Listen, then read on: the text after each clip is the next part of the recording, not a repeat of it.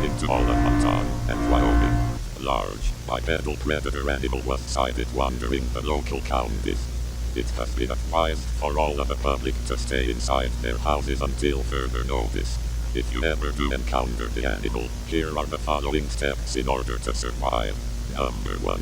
Don't look it in the eyes. They will see this as a threat. Number 2.